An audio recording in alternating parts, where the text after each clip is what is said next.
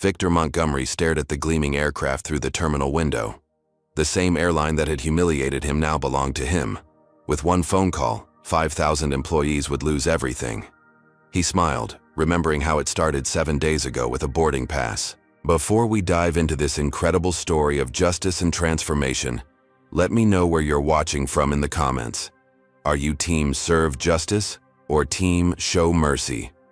Hit that like button if you've ever experienced discrimination, and subscribe to hear more stories of people who fought back against injustice.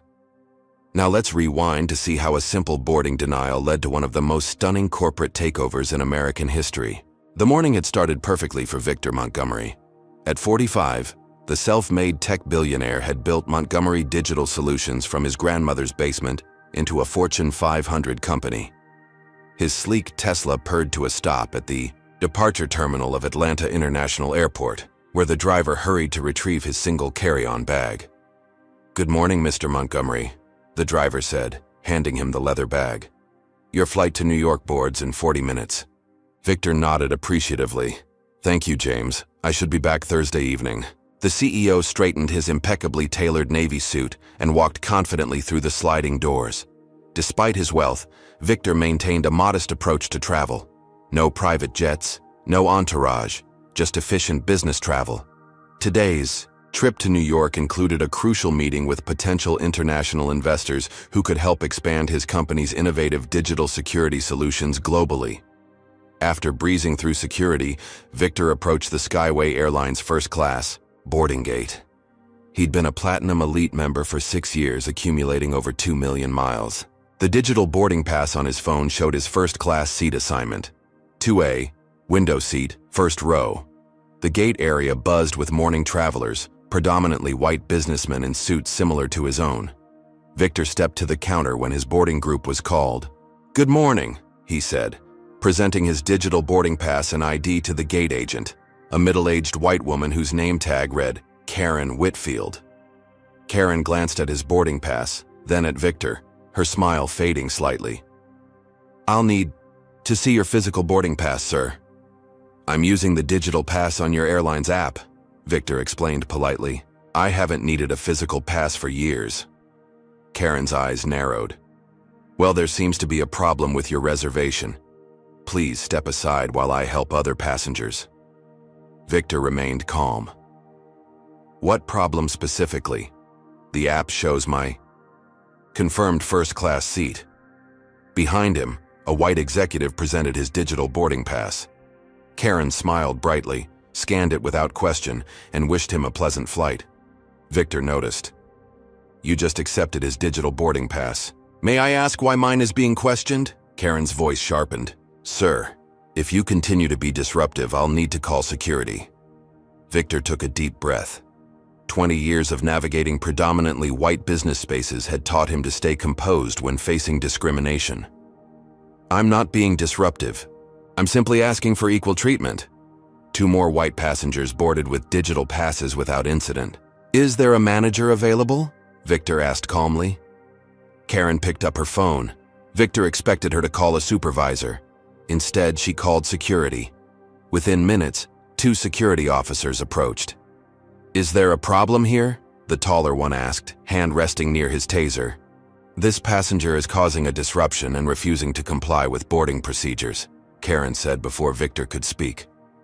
"I've done nothing disruptive," Victor stated firmly.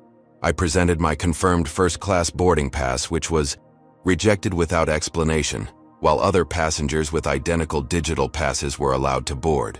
The security officer looked at Karen. "What's the actual issue with his boarding?" Karen fumbled with her computer. "The system shows an issue with his reservation. We need to verify his identity." "I've shown my ID," Victor said, "and I've been a Platinum member for 6 years." The departure time drew closer. Other passengers stared. Victor felt the familiar weight of public scrutiny, the silent judgment questioning his legitimacy in a first-class setting. The security officers, seeming uncomfortable with the situation, stepped back. Karen finally spoke. "Sir, your first-class seat has been reassigned due to aircraft weight balancing. We can accommodate you in economy, section 32 near the rear. lavatory. Victor knew this was false. Weight balancing didn't selectively target black passengers while allowing white passengers to board first class. But he also knew his options were limited. His investors wouldn't wait if he missed this flight, and the next one wouldn't get him there in time. "I'll take the economy seat rather than miss my meeting," Victor said quietly, accepting the newly printed boarding pass. "But I want your full name and employee ID number." Karen's expression flickered with momentary concern before hardening again. "You can file a complaint with customer service if you want." Victor boarded last, walking the long aisle past the comfortable first-class cabin, where he glimpsed empty seats that contradicted the weight-balancing excuse. He squeezed into the middle seat in row 32, directly adjacent to the lavatory, which slammed throughout the flight. During the flight, Victor observed the service differential. First-class passengers received warm towels and pre-departure beverages. The flight attendant, Melissa Turner, barely acknowledged him during the beverage service, placing his requested water on his tray without eye contact. When his seatmate spilled coffee on Victor's suit sleeve, Melissa offered a single cocktail napkin, then disappeared. When a white passenger in premium economy had a similar spill, she provided club soda, multiple napkins, and apologetic concern. Victor discreetly used his phone to document the treatment, typing notes between responding to work emails. The man next to him shifted uncomfortably, creating more distance as if Victor's presence was somehow threatening. Halfway through the flight, Melissa noticed Victor's Patek Philippe watch as he checked the time. Her demeanor instantly transformed. "Can I get you anything else, sir?" she asked with newfound warmth. "No, thank you," Victor replied coolly. Her sudden recognition of his worth based on a material possession only highlighted the previous discrimination. The flight landed 30 minutes late due to weather. Victor's economy seat position meant he was among the last to deplane, adding another 20 minutes of delay. By the time he reached his waiting car, he had less than 30 minutes to prepare for his investor meeting, rather than the 90 minutes he'd scheduled. He arrived at the meeting slightly disheveled from the cramped flight and rushed preparation. While he still secured the investment, the terms weren't as favorable as he'd hoped, potentially costing his company millions in the long run. As Victor settled into his hotel room that evening, the accumulation of indignities crystallized into something beyond personal offense. This wasn't just about one bad experience or one prejudiced employee. The systematic nature of the discrimination, from gate agent to flight attendant, suggested something more pervasive within Skyway Airlines. Victor Montgomery hadn't built a billion-dollar company by accepting obstacles. He opened his laptop and began researching Skyway Airlines, making the first moves in what would become much more than a simple customer complaint. The following morning, Victor arranged an emergency breakfast meeting in his hotel suite with his executive team, who had flown in overnight from Atlanta. Sunlight streamed through the floor-to-ceiling windows of the luxury Manhattan hotel, illuminating the concerned faces of his most trusted colleagues. Amara Johnson, his chief operating officer and longtime friend from their Stanford days, arrived first. At 43, Amara had the same driven intelligence as Victor, combined with an uncanny ability to see patterns in organizational behavior. "Something's wrong," she said immediately, noting Victor's unusual tension. "The meeting didn't go well." "The meeting was fine," Victor replied, pouring coffee for both of them.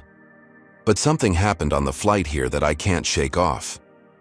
As the room filled with his executive leadership team, Victor recounted his experience on Skyway Airlines. He described the denied first-class seat despite his confirmed reservation, the disparate treatment, and the impact on his crucial meeting. When he finished, an uncomfortable silence filled the room. Then Amara spoke up. "This isn't isolated, Victor. I've had 3 similar experiences with Skyway in the past year." She described being questioned about her first-class ticket, having her baggage randomly searched multiple times, and being skipped during beverage service. "I stopped flying with them personally, but our corporate account still uses them extensively." Marcus Washington, Victor's chief financial officer, nodded grimly. "Same here. I thought it was just bad luck, but if we're all experiencing this..." Victor's expression hardened. "I want to know if this is systematic, not just our anecdotal experiences, but data." Within hours, Victor had mobilized a discreet investigation. His legal team, led by Harvard-educated Darius Taylor, began collecting testimonials from Black executives who had flown Skyway. His data analysis team scraped social media for complaints about racial discrimination on the airline. His human resources director reached out to former Skyway employees through confidential channels. 3 days later, back in his Atlanta headquarters, Victor reviewed the disturbing findings. "The data is conclusive," said Jasmine Williams, his head of data analytics, pointing to charts displayed on the conference room's giant screen.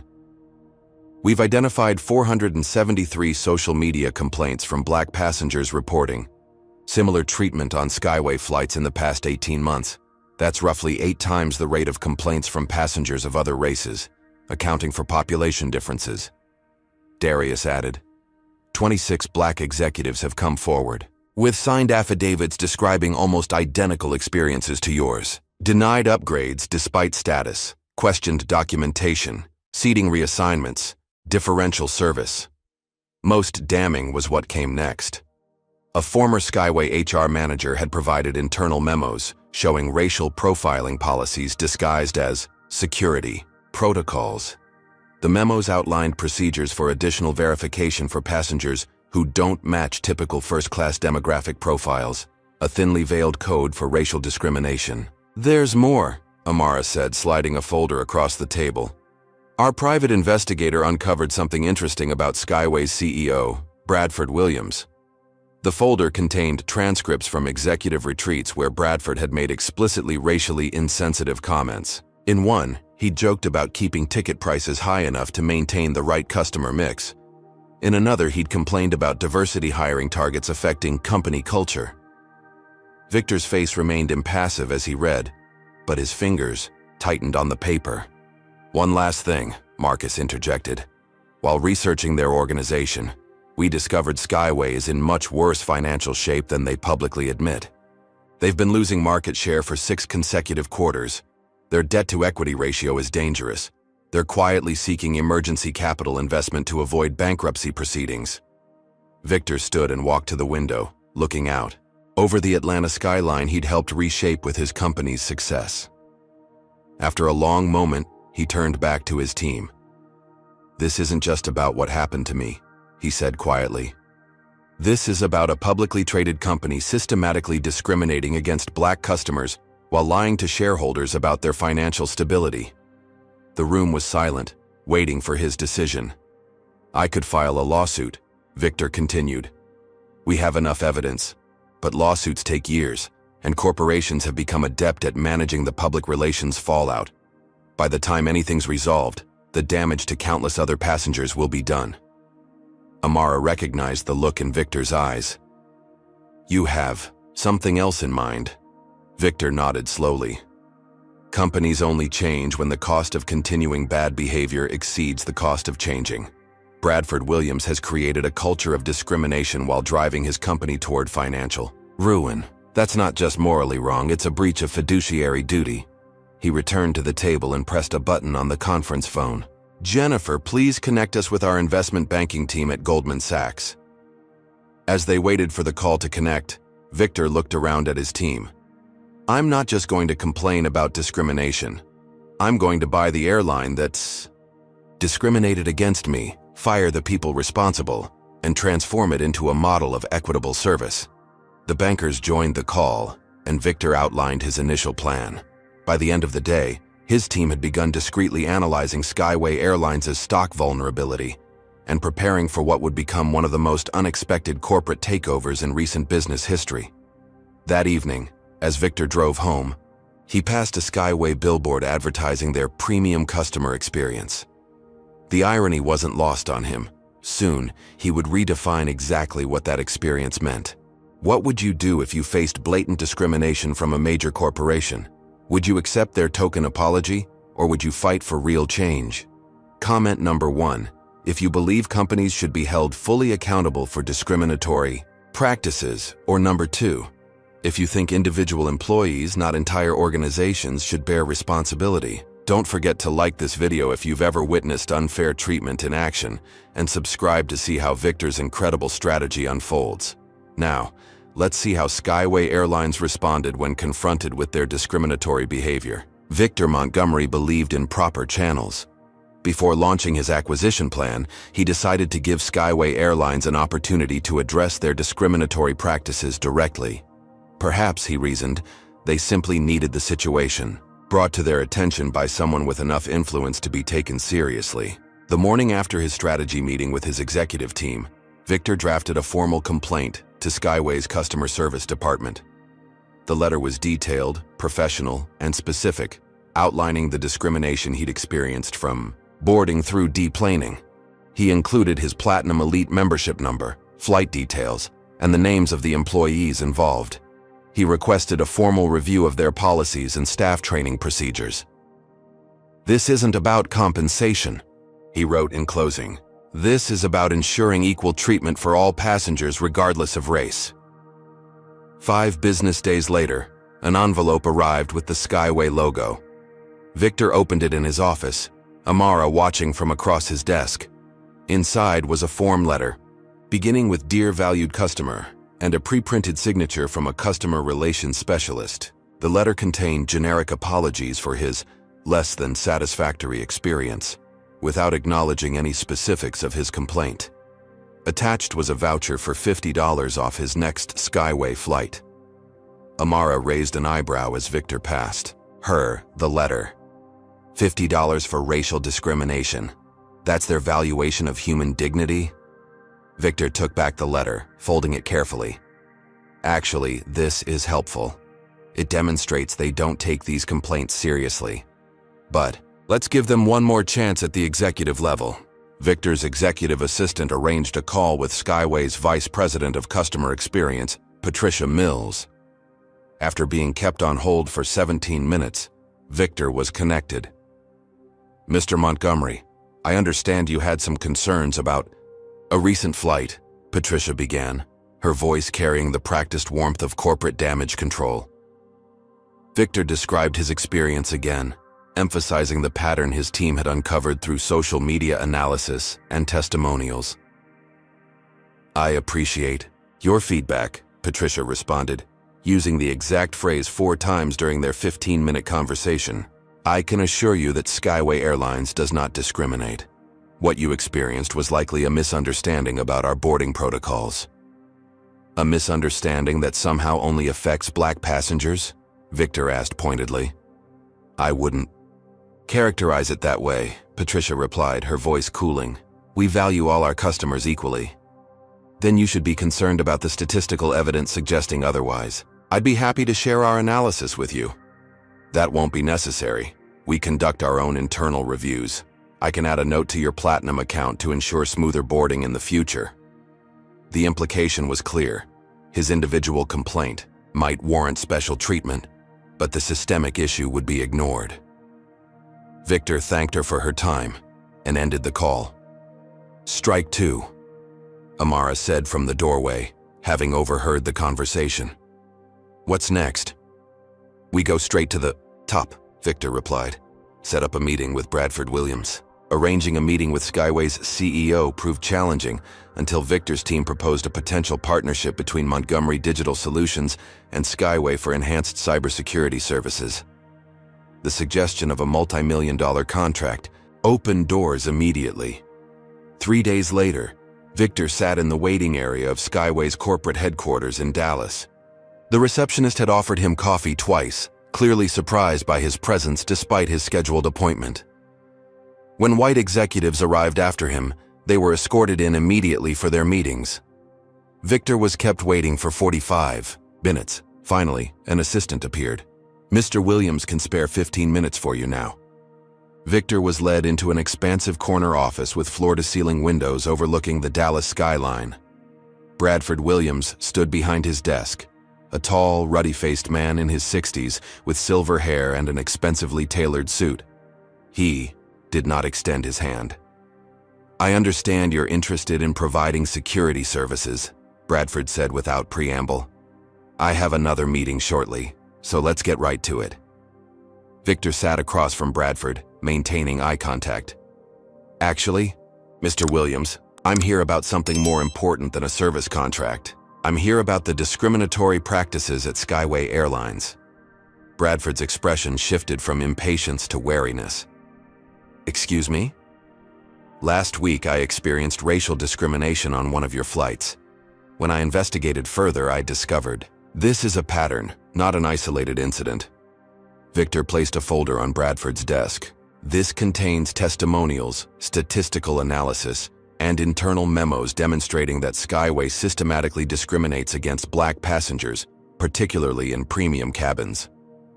Bradford didn't touch the folder. That's a serious accusation, without merit. If you had a personal experience that didn't meet your expectations, our customer service department, I've already communicated with them, and with your VP of customer experience, Victor interrupted smoothly. The responses were inadequate. Look, Mr. Bradford paused, pretending to have forgotten Victor's name. Montgomery, Victor Montgomery, CEO of Montgomery Digital Solutions. A flicker of recognition crossed Bradford's face, quickly replaced by calculated indifference. Mr. Montgomery, in the airline industry, we make thousands of decisions daily about seating, boarding, and service based on operational factors. If you're perceiving some of these decisions as racially motivated, perhaps you're being overly sensitive. The phrase overly sensitive hung in the air between them. Victor maintained his composure. The data suggests otherwise. When black passengers are 8 times more likely to be downgraded from first class, that's not perception, it's discrimination. Bradford leaned forward. What exactly are you looking for here? A free flight? A public apology? I'm looking for accountability and change. Your company has a systemic problem that starts at the top. I'm giving you the opportunity to address it before I explore other avenues. Are you threatening me? Bradford's voice hardened. I'm offering you a chance to correct a serious ethical and legal issue within your organization. Bradford stood, abruptly. I think we're done here. If you want to pursue this fantasy of systemic racism, my legal team will be happy to respond to any formal complaints. But I'd think carefully before making defamatory claims about Skyway. We have very good lawyers. Victor rose calmly, straightening his suit jacket. So do I, Mr. Williams, and unlike Skyway, my company isn't fighting to stay solvent. Bradford's face reddened. What are you talking about? Your last 3 quarterly reports contained material misrepresentations about Skyway's financial health. That's not just unethical, it's potentially criminal. Get out of my office, Bradford snarled, reaching for his phone. Security will escort you out. Victor walked to the door, then turned back. One last thing, Mr. Williams. When I was denied my rightful seat on your airline, the gate agent threatened to call security too. It seems to be your company's go-to response when confronted with uncomfortable truths. As security arrived, Victor handed them his business card. Please make sure Mr. Williams keeps that folder. He'll want to review it before his next board meeting. In the elevator descending from the executive floor, Victor made a call. Darius, it's Victor. Bradford refused to address the discrimination issues and threatened legal action if we go public. He paused, listening to the elevator music. Yes, exactly as we anticipated. Initiate Phase 2 immediately, and contact our investment banking team. It's time to move forward with the acquisition plan. As Victor exited the Skyway headquarters, he noticed a janitor emptying trash cans, an older black man who nodded respectfully as Victor passed. The man's Skyway uniform was worn at the edges, his hands calloused from decades of labor. Victor nodded back, his resolve strengthening. This wasn't just about a denied first-class seat anymore. It was about changing a system that devalued people based on the color of their skin. From the boardroom to the cabin to the maintenance hangar, Bradford Williams had made his choice. Now Victor would make his. The following morning, Victor convened his financial team in the secure conference room at Montgomery Digital Solutions headquarters. The room, designed for their most sensitive discussions, featured signal-blocking technology, biometric access, controls, and a stunning view of downtown Atlanta through bulletproof glass.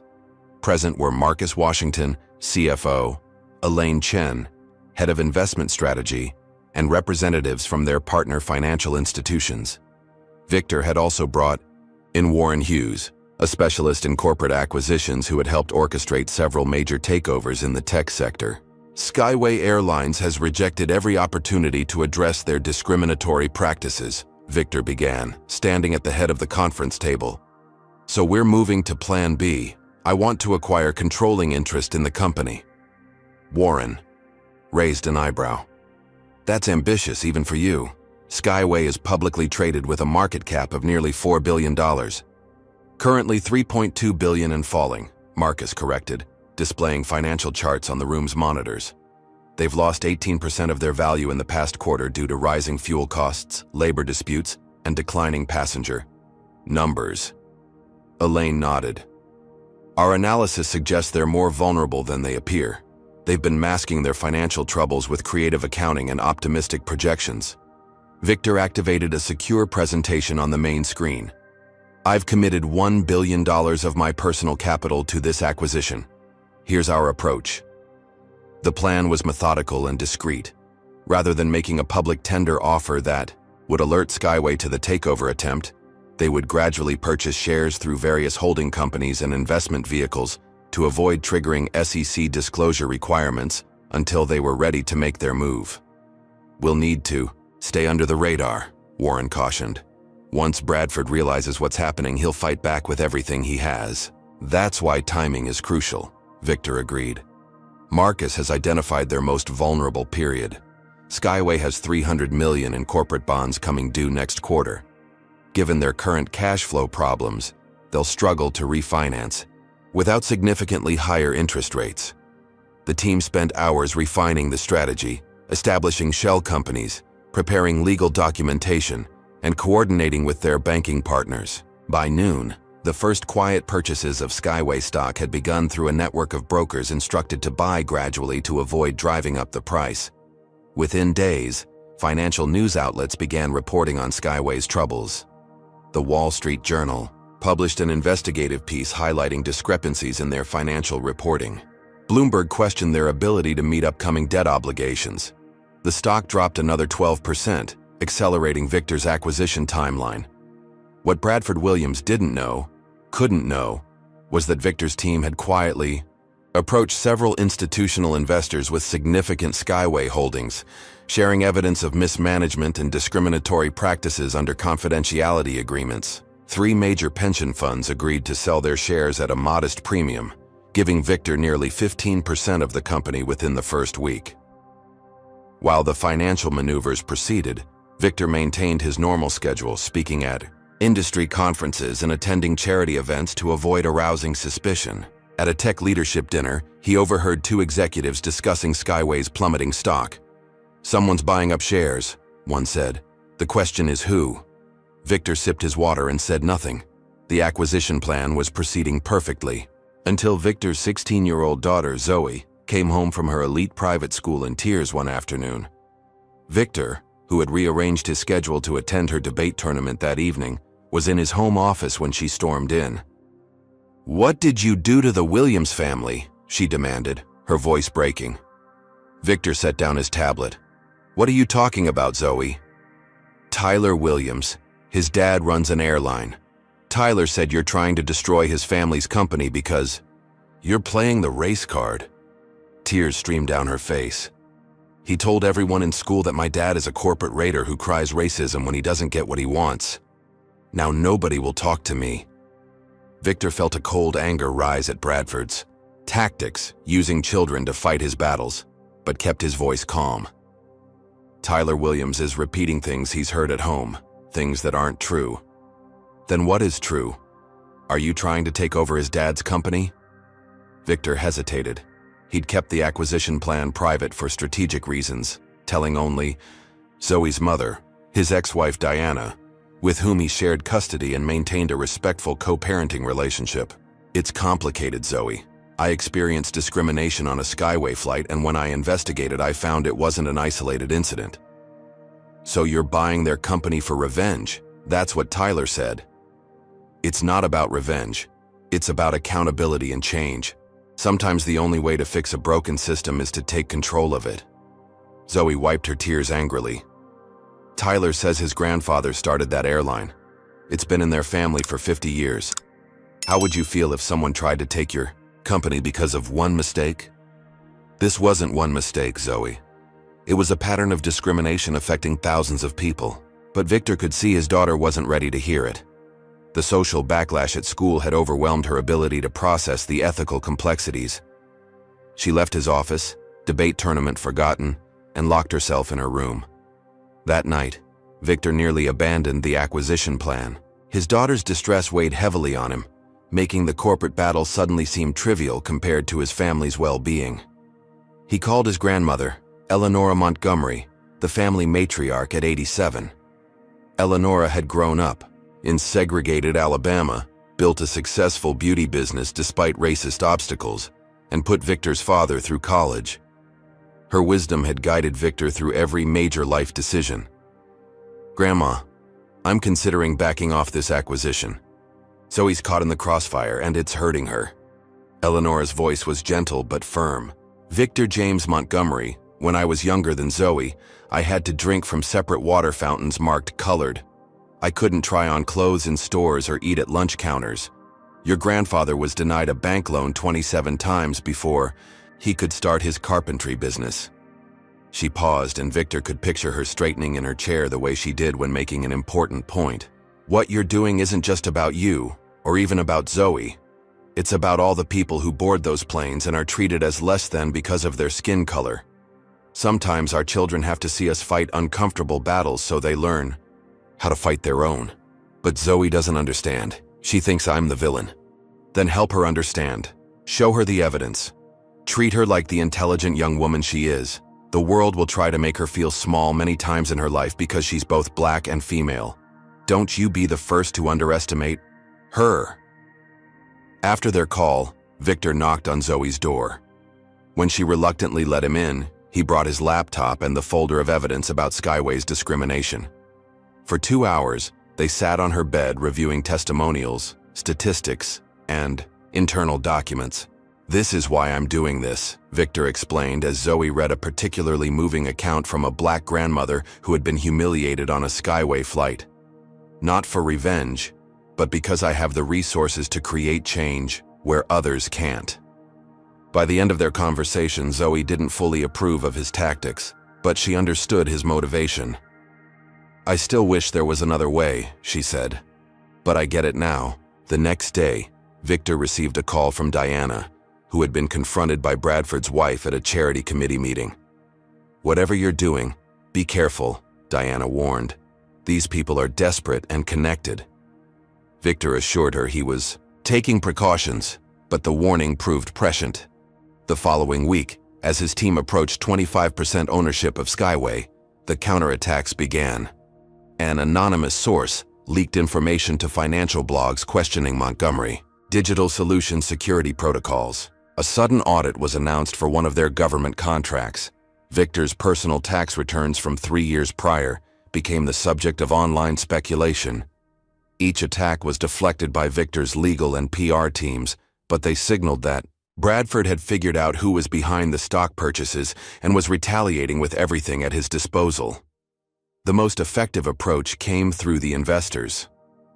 Bradford personally called Skyway's largest remaining institutional shareholders, warning them about a hostile takeover attempt by a competitor with a personal vendetta. He implemented a poison pill strategy to dilute shares if any single entity acquired more than 30% of the company. Victor's acquisition stalled at 29%, just short of the threshold needed to force board representation. The financial press began running stories about the mysterious buyer accumulating Skyway stock, with speculation focusing on competitor airlines or private equity firms looking for distressed assets. Bradford Williams appeared on CNBC, projecting confidence. "Skyway Airlines has weathered industry challenges for 50 years. Our financial position is strong, our customer satisfaction ratings are excellent, and we view this opportunistic stock accumulation as a vote of confidence in our brand's value." It was a masterful performance, temporarily stabilizing the stock price and complicating Victor's strategy. That evening, as Victor reviewed options with his team, Marcus brought disturbing news. Bradford's reached out to Saudi investors for an emergency capital infusion. If they agree, our leverage disappears. Victor nodded thoughtfully. Then we need to accelerate our timeline, contact the remaining institutional investors we've been cultivating. It's time to make our final move. As he left the office that night, Victor received a text from Zoe. "Whatever happens with Skyway, I'm proud of you for fighting discrimination, Dad. Tyler Williams doesn't speak to me anymore, and that's actually an improvement." Victor smiled, the weight of his daughter's earlier distress lifting slightly. The battle was far from over, but he had already won something more important than corporate control, his daughter's understanding and respect. The next phase would be the most challenging yet, as Bradford Williams realized the full extent of the threat to his company and position. Victor knew the Skyway CEO would use every weapon at his disposal, ethical or otherwise, to maintain control. But Victor had built his career by anticipating obstacles and finding creative paths forward. As he drove home through the Atlanta evening, Victor passed a Skyway Airlines billboard featuring a smiling, diverse group of passengers. The irony wasn't lost on him. Soon, that marketing imagery would reflect reality, not fiction, if his plan succeeded. Bradford Williams stared at the stock ownership report, his face flushing crimson. Someone had systematically acquired 29% of Skyway Airlines shares over the past 3 weeks, carefully staying just below the threshold that would trigger their poison pill defense mechanism. "Who the hell is behind this?" he demanded, slamming the report onto his mahogany desk. His executive team shifted uncomfortably in their seats. None wanted to deliver the answer. Finally, his chief financial officer cleared his throat. "We've traced the majority of purchases to several holding companies and investment vehicles. They appear disconnected, but our analysts believe they're all controlled by the same entity." "What entity?" Bradford snapped. "Montgomery Holdings." Bradford froze. "Montgomery? As in Victor Montgomery?" "Yes, sir. The CEO who visited you last month about discrimination complaints." Bradford's explosion of profanity sent his assistant scurrying from the adjacent office and made several executives wince. When he finally regained composure, his voice was dangerously quiet. "That arrogant bastard thinks he can take my company because he didn't get the seat he wanted. My father built Skyway from nothing. I expanded it across 3 continents. I am not about to let some tech upstart with a racial grievance steal my legacy." He stood abruptly. "Call an emergency board meeting and get me our crisis management team, now." Across the country in Atlanta, Victor received word of the emergency board meeting from a sympathetic Skyway board member who had grown concerned about Bradford's management. The battle was now in the open. The financial press exploded with the story. Breaking: tech billionaire behind Skyway takeover attempt. Victor's photo appeared on financial news channels alongside speculation about his motives. Most reports framed it as a standard corporate acquisition, missing the discrimination angle entirely. Bradford seized control of the narrative, portraying himself as the defender of a family legacy against a predatory tech billionaire. In a carefully orchestrated interview on Bloomberg, he suggested Victor's company was struggling to maintain relevance and seeking diversification into unrelated industries out of desperation. Montgomery Digital Solutions has missed their last 2 quarterly earnings targets, Bradford claimed falsely. This hostile takeover attempt is a distraction from their own business failures. Victor's PR team recommended an immediate rebuttal, but he declined. "Let him talk. Every public statement he makes becomes evidence if we need to sue for defamation." Instead, Victor focused on solidifying his position, working with his investment bankers to identify additional shares available for purchase. The poison pill made acquiring beyond 30% prohibitively expensive. But if he could gain board representation, he could begin pushing for leadership changes from within. The pressure intensified as Bradford deployed more aggressive tactics.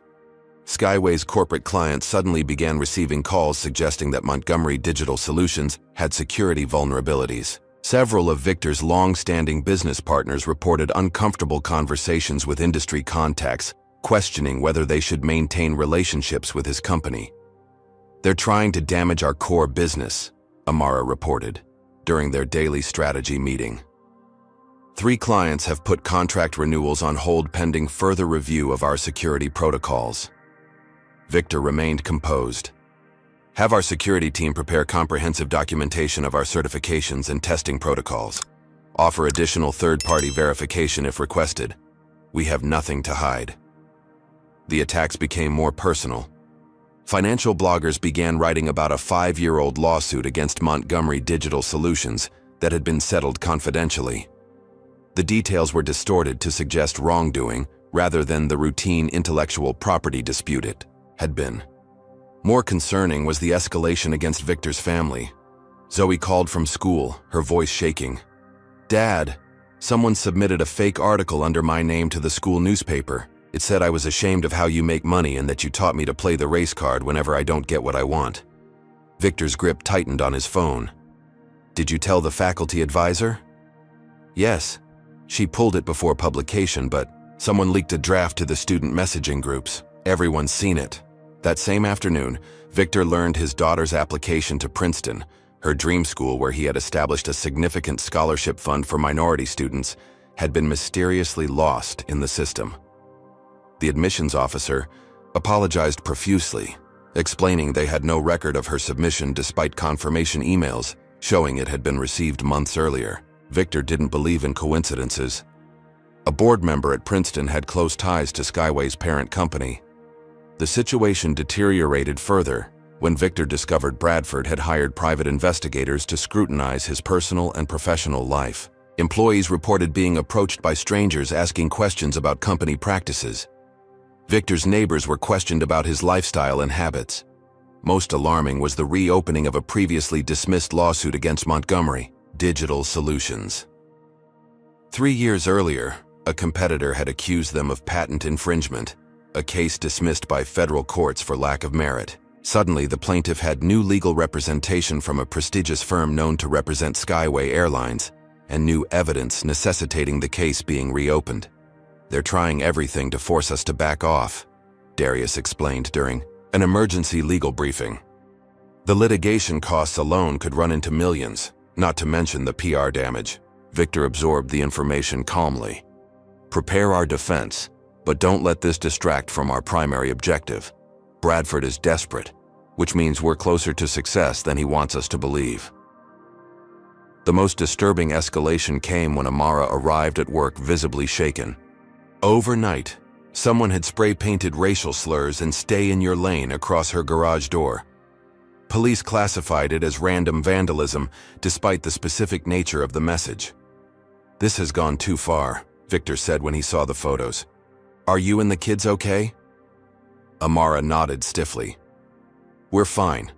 My husband stayed home today to deal with it. But Victor, this isn't random. This is intimidation."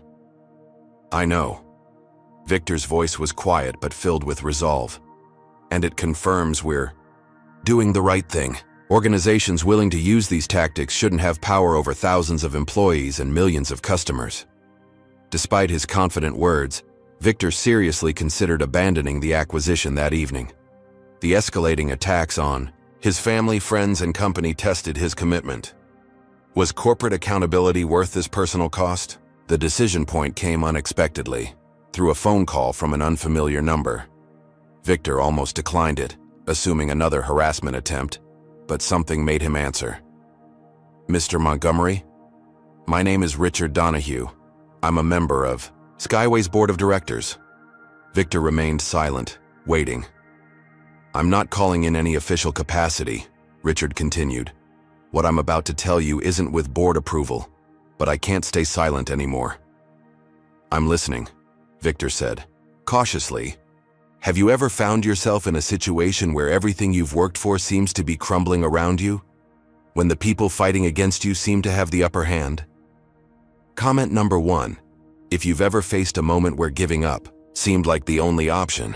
Or number 2, if you believe persistence always pays off in the end. Like this video if you're rooting for Victor to overcome these devastating setbacks, and subscribe to find out if he can turn the tables on Bradford Williams and his ruthless tactics.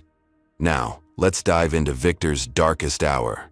Victor Montgomery stood at the floor-to-ceiling windows of his penthouse apartment, watching lightning split the Atlanta skyline. The storm outside mirrored the turmoil he faced professionally and personally. In just 72 hours, his carefully constructed plan to acquire Skyway Airlines had unraveled spectacularly. The cascade of disasters began with Bradford Williams' most audacious counterattack yet. Major news outlets simultaneously broke a story claiming Montgomery Digital Solutions had violated user privacy by selling customer data to third parties without consent, a devastating allegation for a company built on digital security. The source remained anonymous, but the documentation appeared convincing at first glance. Internal emails, contract excerpts, and financial transfers. The stock market reacted immediately. Montgomery Digital Solutions shares plummeted 37% in a single trading day, triggering circuit breakers and pausing trading multiple times. Victor's phone rang constantly as board members, investors, and partners demanded explanations. Major clients initiated emergency security reviews. Government contracts were suspended pending investigation. The company's market value evaporated by billions overnight. The timing couldn't have been worse. Victor was 49% toward his goal of controlling Skyway Airlines, with negotiations underway for the final shares needed. Those negotiations collapsed as his company's reputation imploded. The institutional investors are backing out, Marcus reported during an emergency meeting. They're citing reputational risk associated with our company. Amara added grimly, "Our banking partners are nervous too. Bank of America is threatening to call in the loans we used for the initial stock purchases, claiming material change in our financial position." Victor maintained outward calm, but internally he recognized the existential threat. Bradford Williams had struck at the heart of his company's value proposition: trust and security. Even if they disproved the allegations, the damage to client confidence could be irreversible. The legal team worked around the clock to investigate the leaked documents. By morning, they had their answer. "The emails are sophisticated forgeries," Darius reported, eyes red from lack of sleep. "They contain metadata inconsistencies and reference projects using internal code names that were changed 2 years ago. Someone with insider knowledge created these, but they're definitely fake." "Can we prove it conclusively?" Victor asked. "Yes, but it will take time we don't have with the market in freefall." The situation deteriorated further when Victor received notice that his personal bank accounts had been frozen due to suspicious activity requiring investigation. The bank apologized for the inconvenience, but estimated the review could take up to 30 business days. "This isn't coincidence," Amara said when Victor shared the news. "Bradford has connections throughout the financial industry. He's using every lever to apply pressure." The personal attacks escalated. Zoe called in tears. "Princeton rescinded my acceptance, Dad. They said there were concerns about application integrity they couldn't disclose. This was my dream school." Victor felt a searing anger unlike anything he'd experienced before. Using business tactics against him was one thing. Attacking his daughter's future crossed every line. That evening brought the heaviest blow. Amara arrived at his office, closing the door behind her. "I've been approached," she said without preamble. "Bradford Williams offered me the COO position at Skyway Airlines with a $7 million signing bonus and double my current salary if I leave immediately and provide strategic insights about our acquisition plan." Victor studied his friend's face. "That's a generous offer." "It's a bribe, Victor, and it comes with an implied threat." The intermediary mentioned how unfortunate it would be if the anonymous data breach allegations expanded to implicate specific executives. "Are you considering it?" Amara looked offended. "Of course not, but the fact they approached me means they're getting desperate and dangerous. They're trying to destroy your company from the inside out." As midnight approached, Victor sat alone in his office, the culmination of 15 years of work crumbling around him. Montgomery Digital Solutions stock had lost 45% of its value in 2 days. Major clients were invoking contract termination clauses. The Skyway acquisition, which had started as a response to discrimination, now threatened everything he'd built. His phone buzzed with a text from Bradford Williams himself, the first direct communication since their meeting. "Ready to end this? One call stops the bleeding. Walk away from Skyway and this all disappears. Simple choice." Victor stared at the message, tempted for the first time to surrender. The cost had become too high, the collateral damage too extensive. He could salvage his company by retreating, issue denials of the false allegations, rebuild over time. It would be the rational business decision. As rain lashed against his office windows, Victor remembered his grandmother's words about fighting uncomfortable battles. He thought of the Skyway employees who deserved better leadership, the passengers who deserved equal treatment, and his daughter who was watching how he responded to injustice. Victor typed a reply. "Nothing worth doing is ever simple. See you at the shareholders' meeting." He didn't expect a response, but one came immediately. "Your funeral." Victor put down his phone and opened his laptop. Bradford believed he'd won, that Victor would be too busy saving his own company to continue the Skyway battle. That assumption created an opportunity. For the next 3 hours, Victor worked alone, drafting a comprehensive strategy document titled Phoenix Protocol. When completed, he sent it to his core team with a meeting request for 6 a.m. As sunrise broke through the dissipating storm clouds, Victor's executive team assembled, exhausted but determined. He distributed printed copies of his plan. "Bradford, Williams believes he's won," Victor began.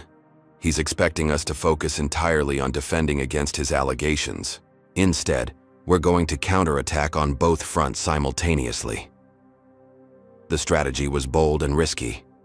Rather than playing defense, they would aggressively expose Bradford's tactics while accelerating their Skyway acquisition timeline.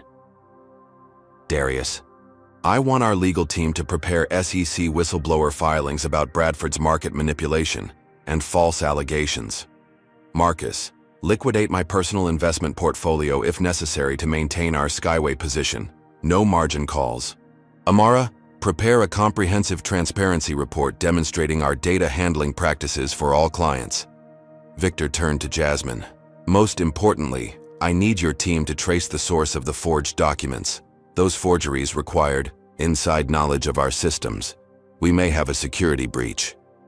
The team dispersed with renewed purpose. 3 hours later, Jasmine returned with critical findings.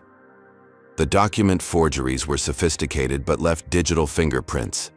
They were created on Skyway corporate servers and accessed using Bradford Williams's credentials. This was the evidence they needed. Victor immediately contacted friendly journalists at major tech publications, sharing the forensic analysis under embargo until they could verify independently. By midday, the first counter-narrative appeared on TechCrunch. Exclusive. Privacy.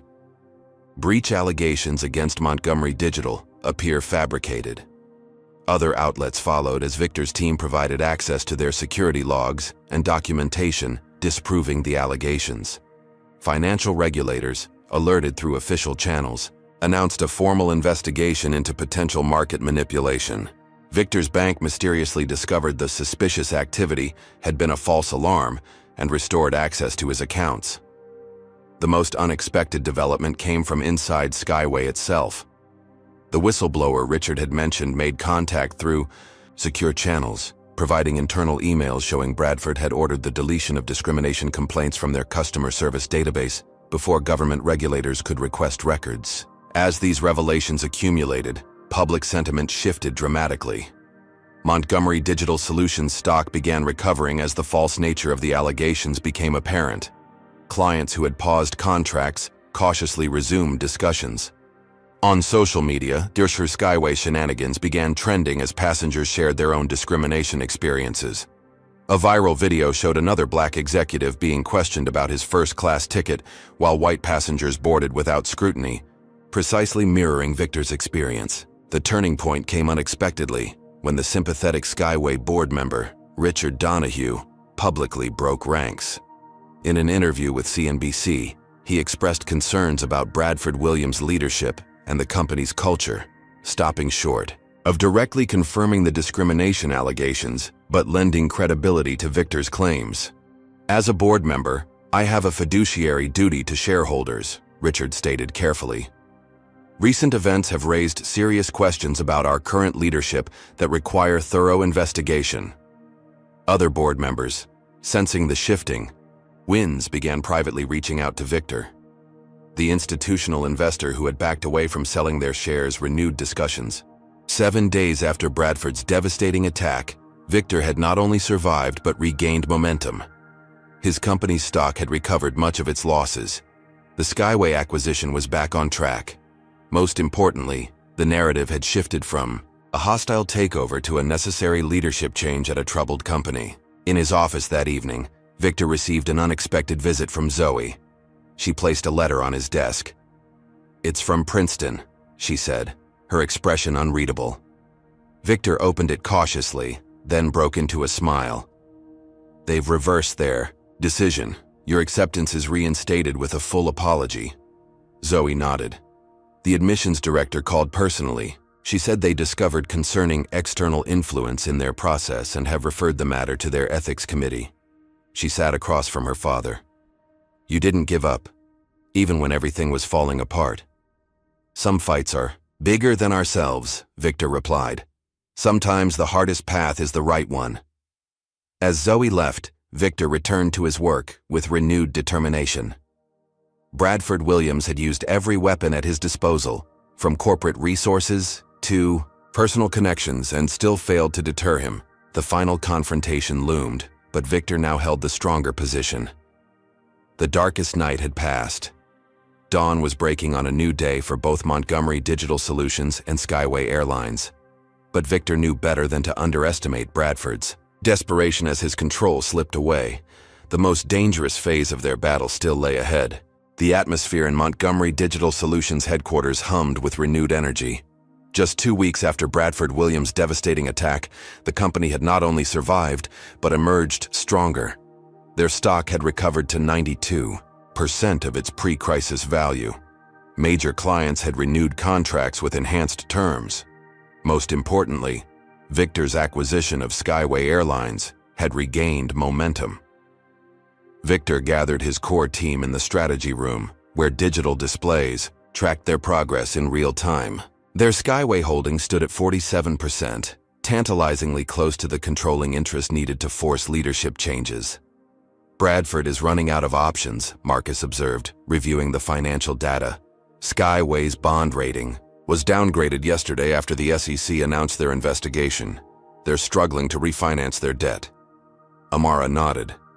"Our whistleblower reports more executives are updating their resumes. The internal culture is fracturing as people position themselves for the expected leadership change." Victor studied the information quietly. Experience had taught him that opponents were most dangerous when cornered. "What's Bradford's next move likely to be?" Darius, who had been analyzing Skyway's corporate bylaws, looked up from his tablet. Based on similar cases, he might attempt a poison pill strategy, making the company so toxic that acquisition becomes pointless. "He's already tried damaging our reputation," Amara pointed out. "That failed." "There are other approaches," Darius explained. "He could rapidly divest valuable assets, enter into unfavorable long-term contracts, or take on excessive debt with onerous terms." Victor considered this. All those actions would violate his fiduciary responsibility to shareholders. The board wouldn't approve. "Not the full board," Darius agreed. "But as CEO, he has unilateral authority over certain operational decisions that could significantly damage the airline's value." Victor made a decision. "We need to accelerate our timeline. Marcus, contact our banking partners. I want options for acquiring the remaining shares needed for control within 48 hours, not 2 weeks." The team dispersed with clear directives. Victor remained in the strategy room, studying the complex web of financial and legal relationships they'd mapped around Skyway Airlines. Something nagged at him, a vulnerability they hadn't identified, or an angle they hadn't considered. His concentration was interrupted by a call from an unfamiliar number. Normally, he would have let it go to voicemail, but intuition made him answer. "Mr. Montgomery, this is Sandra Chen, legal counsel for Transcontinental Investment Partners." Victor recognized the name immediately, one of the largest institutional investors in Skyway, holding approximately 8% of outstanding shares. They had previously rebuffed his acquisition overtures. "Ms. Chen, what can I do for you?" "Our investment committee has reconsidered your offer for our Skyway Airlines position. Recent developments have altered our assessment of the company's management and prospects. Victor maintained a neutral tone despite his excitement. I understand. Our offer remains open, though market conditions have changed slightly. We're prepared to move forward at the originally discussed terms, but we need to execute quickly and confidentially. Within hours, Victor's legal team had prepared the necessary documentation. The acquisition of Transcontinental's shares would push his ownership to 55%, a controlling interest that would allow him to convene a special shareholders meeting and vote on leadership changes. As the final details were being arranged, news broke that sent shockwaves through the financial world. Bradford Williams had implemented an extreme poison pill defense mechanism. Any entity acquiring more than 50% of Skyway would trigger the automatic issuance of new preferred shares to existing shareholders, massively diluting the value of the acquisition. Victor's phone rang immediately. It was Sandra Chen. Mr. Montgomery, we've just learned about this poison pill provision. I'm afraid our investment committee is reconsidering our position. Victor had anticipated this possibility. Ms. Chen, please inform your committee that we believe this last-minute defense mechanism violates Delaware corporate law, where Skyway is incorporated. Our legal team has already prepared a filing challenging its validity. Even if that's true, litigation could take months. We don't believe it will. The timing and nature of this mechanism suggests desperation, not proper corporate governance. We've identified a legal interpretation that should nullify it immediately. Victor was taking a calculated risk. Darius had discovered an obscure precedent suggesting that poison pill provisions implemented without proper board approval during an active acquisition attempt could be immediately stayed by the Delaware Chancery Court pending review. Sandra paused. Can you share this legal theory with our counsel? Of course, we'll have our team contact yours immediately. The gambit worked.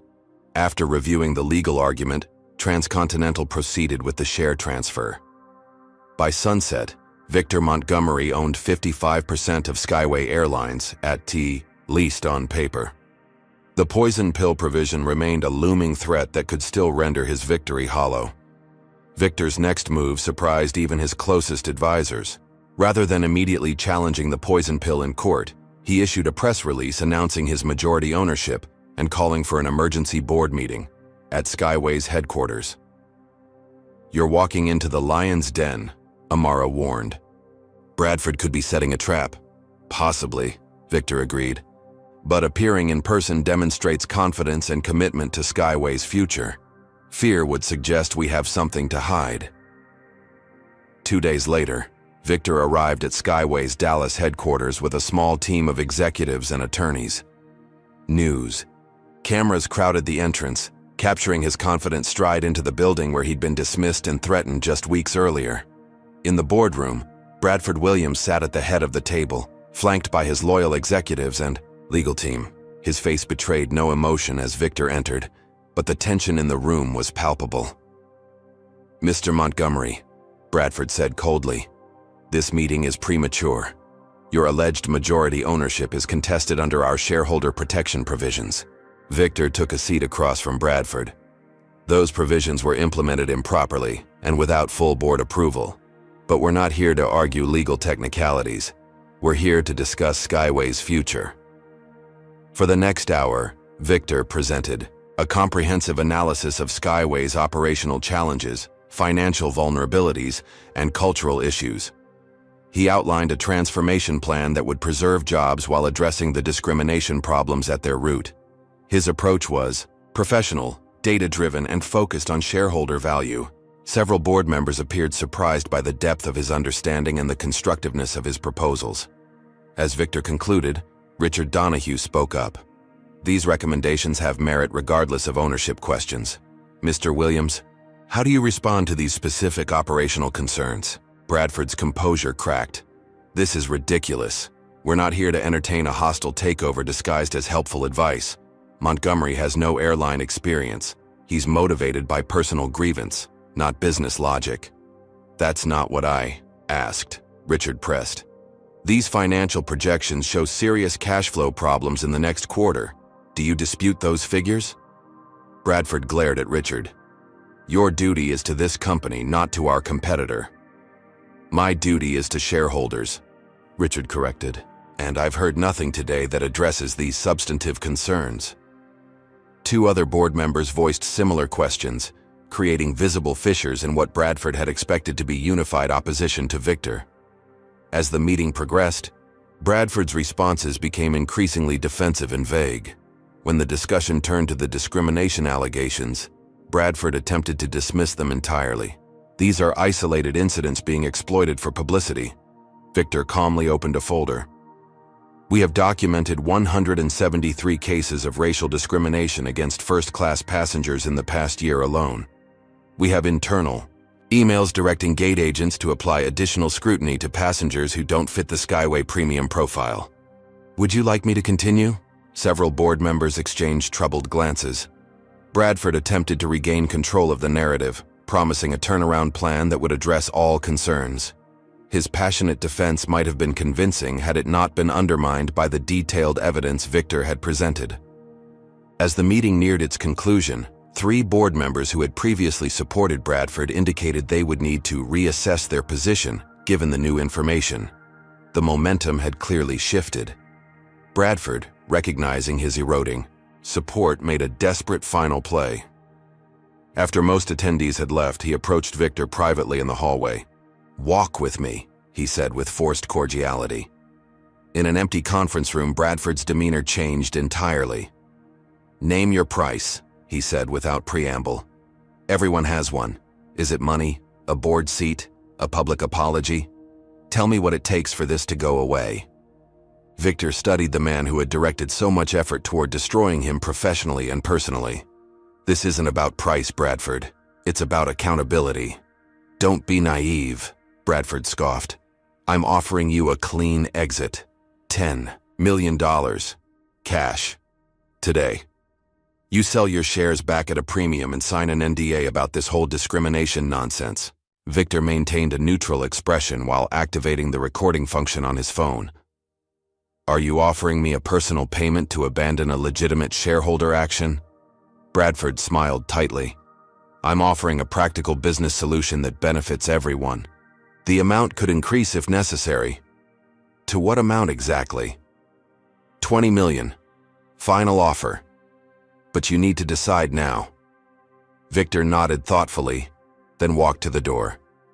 "I'll need to consult with my team." Bradford's attempted bribe was the final piece Victor needed. He shared the recording with Richard Donahue, who immediately convened the independent board members. By morning, a majority had swung to Victor's side. The emergency board meeting reconvened the following day. Bradford arrived late, his usual confidence replaced by barely contained fury as he saw the changed seating arrangement. Richard Donahue now occupied the chair's position at the head of the table. "Before we begin," Richard announced, "the independent directors met in special session this morning and voted on a leadership matter. Effective immediately, Bradford Williams is removed as CEO of Skyway Airlines pending investigation of serious allegations including breach of fiduciary duty." Bradford stood abruptly. "This is illegal. You have no authority." "We have every authority under the bylaws," Richard interrupted calmly. "Your contesting of Mr. Montgomery's share ownership has been rejected by our outside counsel. He controls 55% of this company. Combined with the independent director's concerns about your recent actions, the decision was unanimous." Security personnel appeared at the boardroom entrance, the same security Bradford had once called to escort Victor out. As Bradford was escorted from the building he had controlled for decades, Victor felt no triumph, only a sober recognition of the responsibility he now bore for thousands of employees and millions of passengers. Richard turned to Victor once Bradford had gone. "The board has voted to name you executive chairman, effective immediately. We'll need to appoint an interim CEO while a search is conducted." Victor nodded. "I have some ideas about that. But first, I'd like to address the company." Within hours, Victor stood in Skyway's main operations center, surrounded by anxious employees uncertain about their future under new leadership. The moment represented a turning point, not just in Victor's battle with Bradford, but in his transformation, from a grieved customer to corporate leader with responsibility for an entire organization. As he prepared to speak, Victor thought about the journey that had brought him here, from a denied first-class seat to controlling a major airline in just over a month. The real work of transformation was only beginning. Victor Montgomery stood before hundreds of Skyway Airlines employees gathered in the company's operations center. Thousands more watched via live stream from airports and offices across the country. The anxiety in the room was palpable. Leadership changes typically meant layoffs and restructuring. "My name is Victor Montgomery," he began, his voice calm and measured. "As of this morning, I am the executive chairman of Skyway Airlines. I know many of you are wondering what this means for your jobs, your benefits, and your futures." He paused, making eye contact with employees in the front rows. "Let me be clear, I didn't acquire this airline to dismantle it. I acquired it because I believe Skyway has incredible potential, being squandered by leadership that lost sight of what matters most in this business, how we treat people." Victor shared a condensed version of his experience as a passenger, then broadened the perspective. "My story isn't unique. Many of your customers have similar experiences daily. But here's what's important. I don't blame the frontline employees for a culture created in the boardroom. The problems at Skyway start at the top, not with the people doing the actual work of running an airline." Relief visibly spread through the audience as Victor outlined his initial priorities: operational stability, financial restructuring, and cultural transformation, with no mention of mass layoffs. "Change is coming," he acknowledged, "but it will be thoughtful change focused on making Skyway a place where everyone, employees and passengers alike, feels valued and respected." The employee address marked the beginning of Victor's strategic implementation phase. With Bradford Williams removed, Victor moved quickly to stabilize the airline while planning longer-term transformation. His first action was appointing Skyway's highly respected Chief Operating Officer, Elena Rodriguez, as interim CEO. Elena had maintained a low profile under Bradford's regime, but was widely admired by employees for her operational expertise and integrity. "The board has full confidence in Elena's ability to lead during this transition," Victor announced at her introduction. "She brings 20 years of airline experience and a deep understanding of Skyway's operations."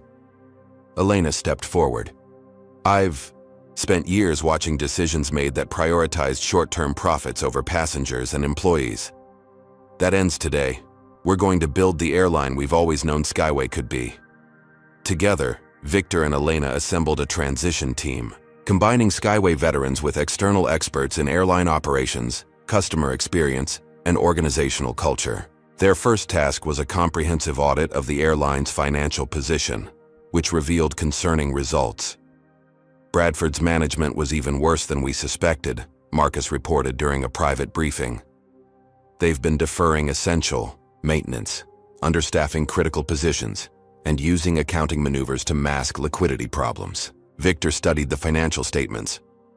"How long until these issues become critical?" 90 days at current cash burn rates. Their bond payments come due next quarter, with no refinancing in place. "Then we have 90 days to implement a turnaround plan," Victor replied. "Let's get to work." The plan they developed was comprehensive and ambitious. On the financial front, Victor used his personal connections to secure bridge financing while restructuring Skyway's debt. His reputation for successful corporate transformations helped convince lenders to extend better terms than Bradford had been offered. Operationally, Elena implemented efficiency improvements that reduced costs without sacrificing service or safety. Maintenance schedules were restored to proper intervals. Staff shortages in key positions were addressed through accelerated hiring and training. The most significant changes came in company culture. Victor established a passenger experience task force led by Richard Donahue and including frontline employees from diverse backgrounds. Their mandate was to identify and eliminate discriminatory practices throughout the customer journey. One morning, Victor requested a meeting with Karen Whitfield, the gate agent who had denied him boarding weeks earlier. She arrived at his office, visibly nervous, clearly expecting to be fired.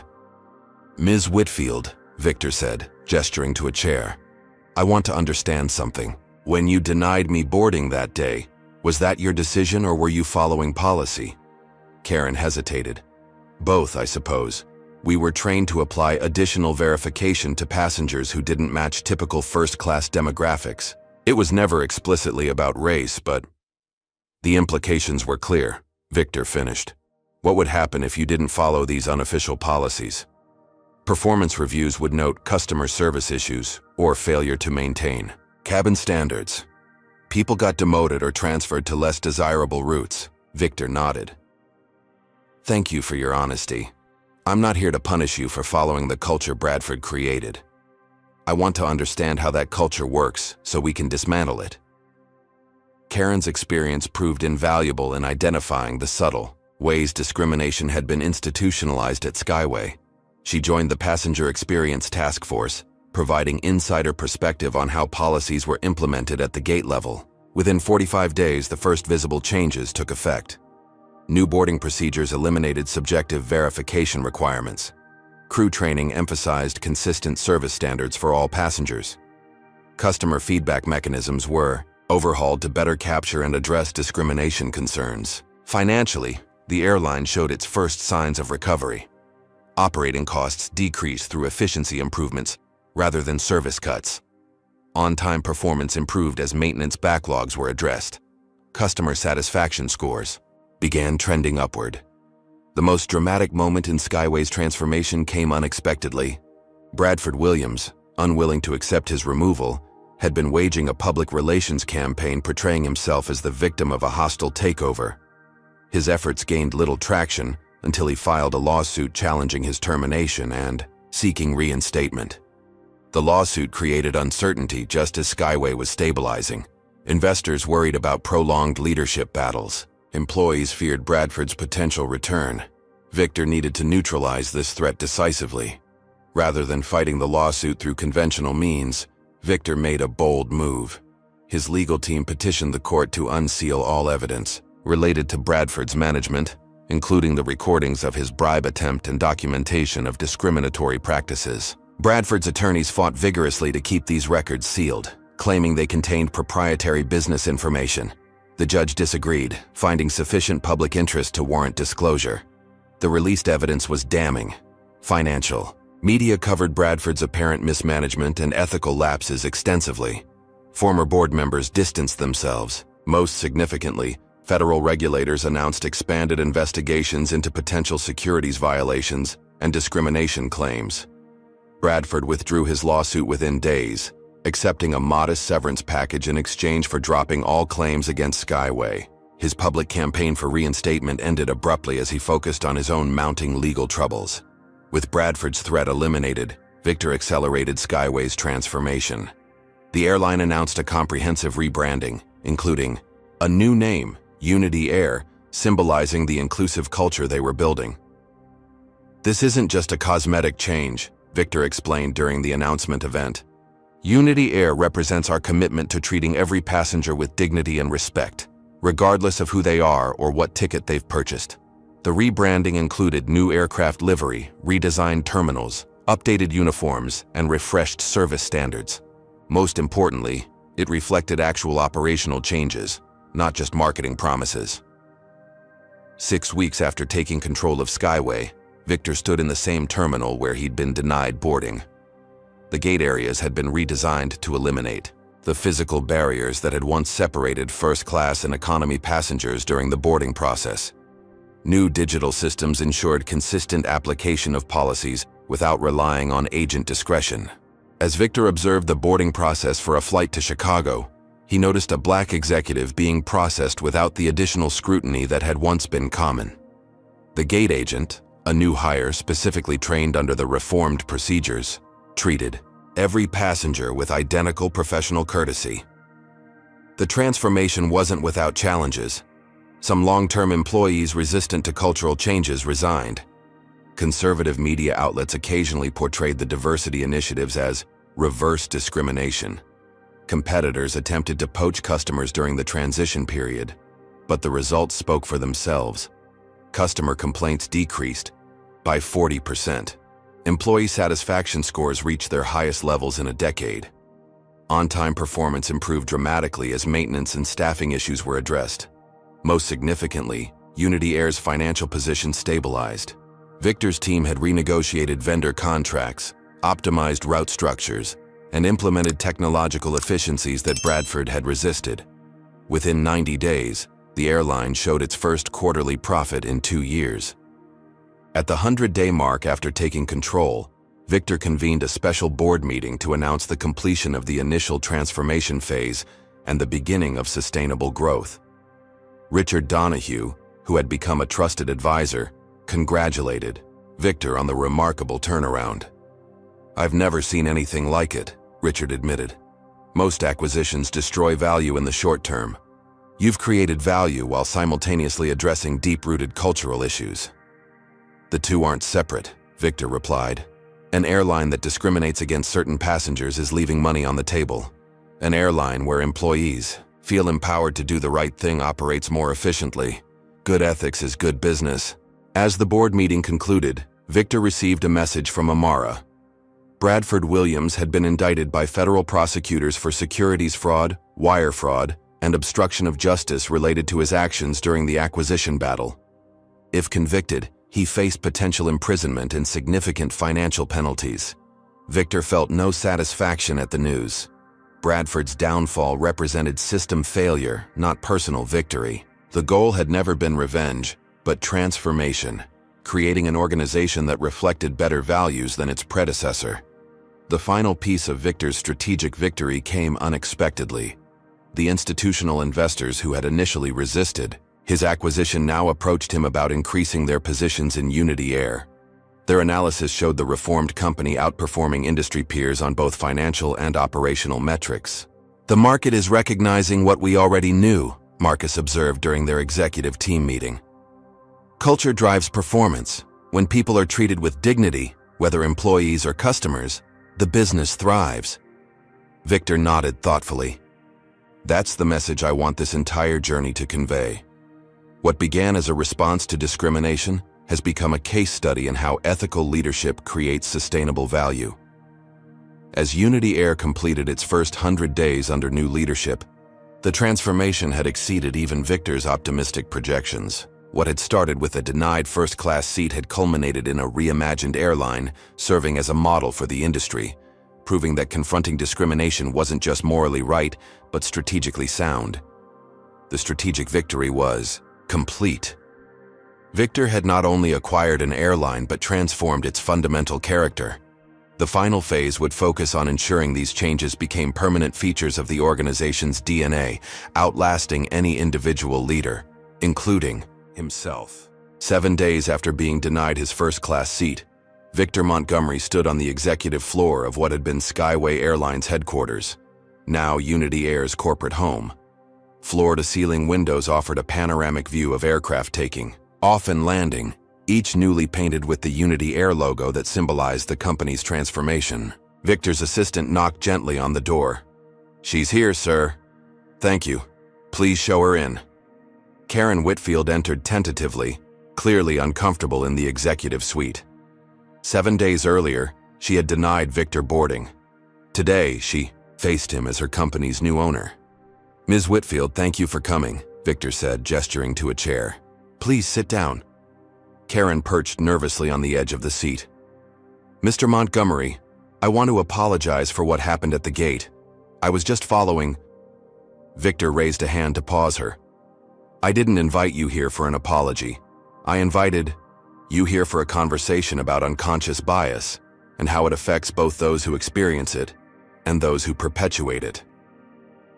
For the next hour, Victor shared research on how organizational cultures can normalize discriminatory behavior, making good people participate in harmful systems. Karen gradually relaxed, eventually sharing her own experiences with the pressure to apply additional scrutiny to passengers who didn't fit Skyway's preferred customer profile. "We were never explicitly told to discriminate," she explained. But the message was clear in how performance was evaluated. Supervisors would comment if too many non-traditional passengers were in first class. "And Bradford Williams created that culture?" Victor asked. Karen nodded. "It started at the top. Everyone knew Mr. Williams's preferences." As their conversation concluded, Victor made an unexpected offer. "Ms. Whitfield, I'd like you to join our new passenger experience team. Your first-hand knowledge of how discrimination was systematized would be invaluable in dismantling those systems." Karen looked stunned. "You're not firing me?" "No. Firing individual employees doesn't change a toxic culture. Transforming the culture does. And I need people who understand the old system to help build a better one." This approach, accountability, paired with opportunity for growth, became the hallmark of Victor's leadership at Unity Air. Rather than conducting mass terminations, he focused on comprehensive retraining and cultural transformation.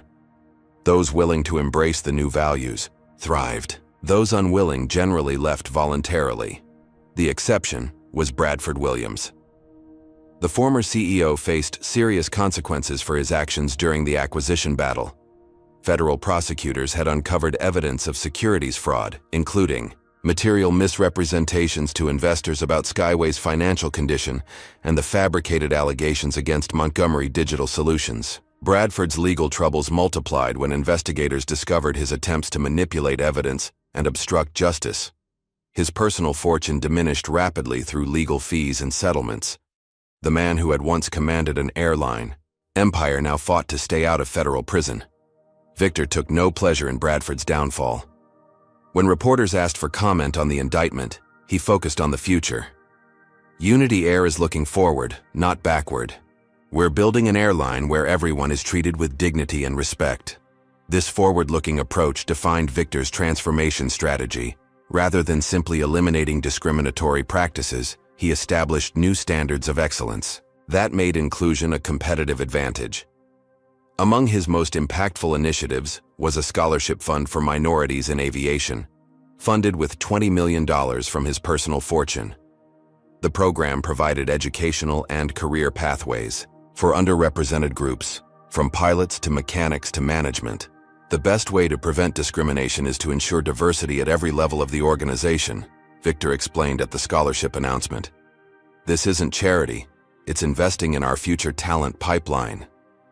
Within the company, Victor implemented comprehensive anti-bias training for all employees, with particular emphasis on customer-facing roles. Unlike typical corporate diversity programs, Unity's approach focused on practical scenarios, measurable outcomes, and ongoing coaching rather than one-time workshops.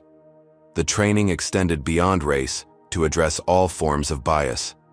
Gate agents, flight attendants, and other customer-facing staff learned to recognize and counteract their unconscious preferences, ensuring consistent treatment for all passengers regardless of appearance, accent, or ability.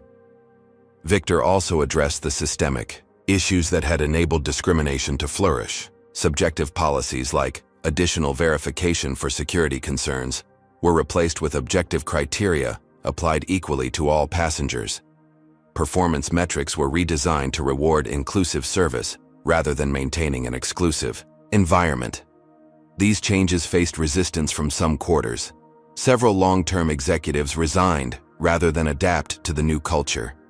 Industry competitors spread rumors about declining service standards. Conservative media occasionally characterized the reforms as political correctness, undermining business efficiency. Victor addressed these challenges directly. When service metrics temporarily dipped during the transition, he personally apologized to affected passengers and accelerated improvements. When competitors attempted to poach premium customers with promises of exclusive service, Unity responded, with enhanced amenities available to all passengers. Most importantly, Victor ensured the transformation was financially sustainable. Unlike companies that treated diversity as a separate initiative disconnected from business strategy, Unity integrated inclusion into its core operating model. Treating people with dignity isn't just the right thing to do, it's good business, Victor explained to shareholders. When passengers feel valued, they become loyal customers. When employees feel respected, they deliver better service. The financial results supported his approach. 6 months after the acquisition, Unity Air reported its strongest quarterly performance in 5 years. Passenger numbers increased across all cabin classes. Employee turnover decreased significantly, reducing training costs and improving service consistency. Wall Street analysts, who had initially questioned Victor's motives, now praised his strategic vision. Unity Air's stock price, which had plummeted during Bradford's final months, recovered and then surpassed its historical highs. The airline became a case study in business schools for successful corporate transformation. Throughout this period of intense professional focus, Victor maintained perspective on what mattered most. When Zoe was officially accepted to Princeton on her own merits, he took a rare day off to celebrate with her. "I'm proud of you," he told his daughter over dinner. "Not just for Princeton, but for how you handled yourself during the difficult times." Zoe smiled. "I learned from watching you, Dad. You could have just complained about what happened or sued them. Instead, you changed the whole system." Victor nodded thoughtfully. Change only happens when someone refuses to accept things as they are. As Unity Air approached the one-year anniversary of Victor's acquisition, he initiated the final phase of his transformation plan, ensuring the changes would outlast his leadership. He had never intended to run an airline long-term. His expertise and passion remained in the technology sector. Victor worked with the board to implement governance structures that would maintain the inclusive culture after his departure. Diversity metrics were incorporated into executive compensation. Customer experience surveys specifically tracked equal treatment. An independent ethics committee with representation from outside civil rights organizations provided ongoing oversight. Most significantly, Victor ensured diverse leadership at the highest levels. When Elena Rodriguez was confirmed as permanent CEO after her successful interim period, she became one of the few Latina chief executives of a major airline. The senior leadership team and board of directors reflected the diversity of the passengers they served. On the anniversary of his denied boarding, Victor returned to Atlanta International Airport, not as a passenger but as executive chairman of Unity Air. The terminal had been renovated with design elements specifically created to make all travelers feel welcome. Gone were the velvet ropes and subtle barriers that had once separated premium passengers from others. As Victor observed the boarding process, he noticed a familiar face at the gate. Karen Whitfield, now a passenger experience manager supervising implementation of the new boarding protocols. She noticed him and approached with confident professionalism. "Good morning, Mr. Montgomery. Everything's running smoothly today.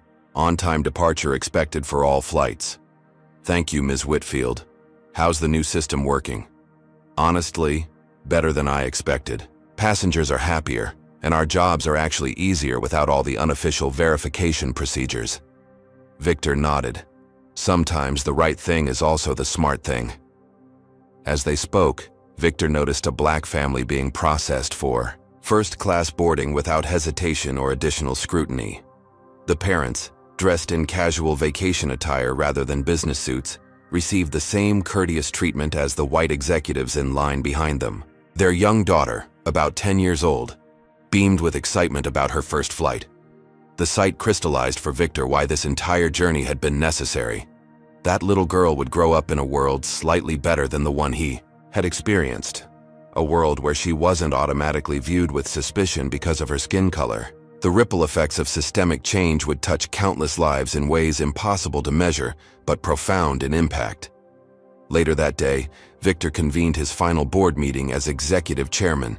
He had prepared his transition plan, ready to step back from daily involvement while maintaining sufficient ownership to ensure the company's cultural transformation remained on track. "It's been an extraordinary year," Richard Donahue said as the meeting concluded. "You took a failing airline with a toxic culture and transformed it into an industry leader. Not many people could have accomplished that." Victor shook his head slightly. "It wasn't about what I could accomplish. It was about what needed to change. I just happened to have the resources to make it happen when the opportunity presented itself." After the meeting, Victor walked through Unity Air's headquarters one last time as its executive chairman. Employees nodded respectfully as he passed, many having witnessed the remarkable transformation of their workplace. In the operations center, he paused to watch the digital map tracking Unity flights across the globe. Thousands of passengers traveling safely to their destinations, each treated with the dignity every human deserves. 1 week after being denied, His first-class seat, Victor Montgomery had gained control of an airline. 1 year later, he had transformed not just a company, but an industry's understanding of how inclusivity and business success reinforce each other. What had begun as a response to personal discrimination had evolved into a case study in ethical leadership and systemic change. As Victor left the building, he reflected on the journey. He hadn't set out to buy an airline or become a corporate reformer. He had simply refused to accept discrimination as inevitable or unchangeable. That refusal, combined with the resources to act on his convictions, had created transformation far beyond what he had initially imagined. In the end, Victor's most powerful tool hadn't been his wealth or corporate influence, but his unwillingness to accept the status quo when the status quo was fundamentally unjust. It was a lesson he hoped would inspire others to use whatever resources they had, large or small, to create change where they saw the need. Have you ever witnessed discrimination and wished you could change the system? What would you have done in Victor's position? Comment below with your thoughts on how we can all work toward more equitable treatment in our daily lives. Don't forget to like this video if you found Victor's journey inspiring, subscribe for more stories of justice and transformation, and share with someone who needs to be reminded that positive change is possible, even in the face of entrenched systems. Thank you for watching this incredible story of how one denied seat led to a revolution in an entire industry. Victor Montgomery's journey teaches us that confronting racism requires more than individual complaints. It demands systemic change. When faced with discrimination, Victor could have simply filed a lawsuit or accepted token compensation. Instead, he recognized that true transformation requires addressing the root causes that enable discriminatory practices to flourish. The story demonstrates that positive change often requires leveraging whatever resources we possess. Victor used his financial position not for revenge, but to create lasting impact. He understood that replacing leadership without changing culture would merely perpetuate the problem under new management. Perhaps most importantly, this story illustrates that ethical leadership and business success are not opposing forces. By creating an inclusive environment that valued all passengers equally, Unity Air achieved better financial results than its discriminatory predecessor. This challenges the false narrative that diversity initiatives undermine profitability. Victor's approach, holding individuals accountable while offering opportunities for growth, shows how to balance justice with compassion. Rather than seeking punishment, he focused on creating a better system for everyone involved, from passengers to employees. The ultimate lesson is that meaningful change begins with refusing to accept injustice as inevitable. One person's unwillingness to tolerate discrimination can catalyze transformation that impacts countless lives. Has racism or discrimination ever affected your life or someone you care about? How did you respond, and what would you do differently after hearing Victor's story?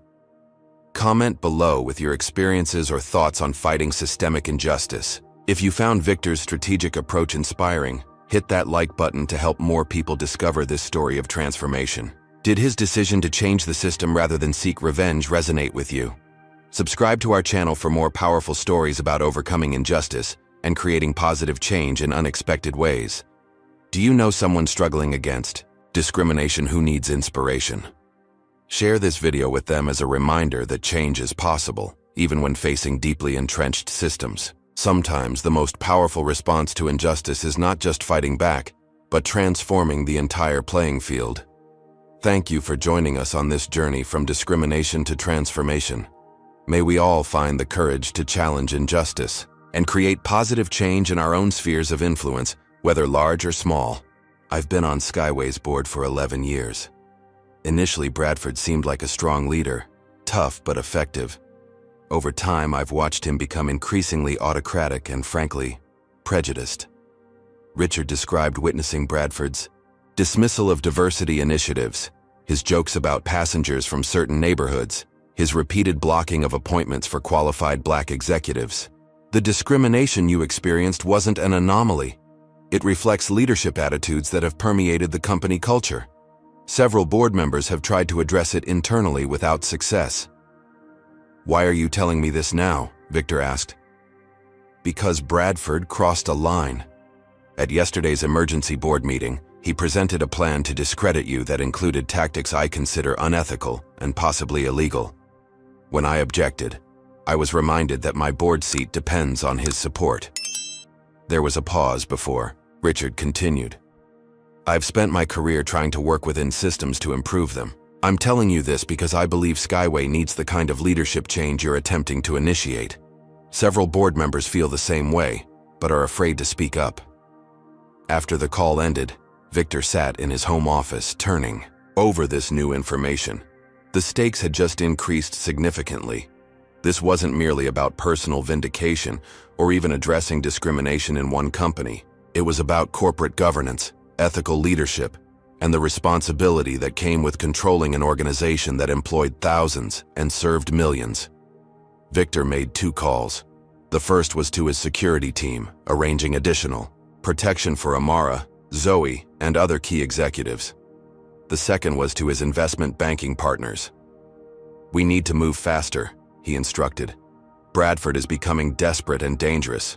How close are we to securing the additional shares? We discussed. The answer was promising. A major institutional investor had indicated willingness to sell their 7% stake, which would give Victor effective control when combined with the sympathetic board members Richard had mentioned.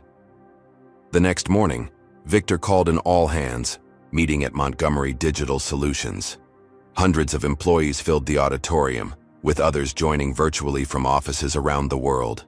You've all seen the news about our Skyway Airlines investment, Victor began. What you haven't heard is why this matters to our company and our values. For the next 30 minutes, Victor explained the discrimination he'd experienced, the pattern his team had uncovered, and the escalating tactics used against them. He was transparent about the challenges they faced and the potential impact on their business. I won't proceed if this company isn't behind me, he concluded. This will get harder before it gets easier. I need to know where you stand. The response was immediate. First, a few employees stood, then dozens, then the entire auditorium rose in standing ovation. Messages of support flooded in from remote employees. Energized by his team's backing, Victor initiated the final phase of his acquisition plan. As Bradford Williams employed increasingly desperate tactics, Victor methodically consolidated his position, prepared for the coming confrontation, and remained focused on the ultimate goal, not just owning an airline, but transforming its culture. The battle for Skyway Airlines was entering its most critical phase, with both sides fully committed and the outcome hanging in the balance. For Victor, what had begun as a response to personal discrimination had evolved into a mission that would test every aspect of his leadership and resolve.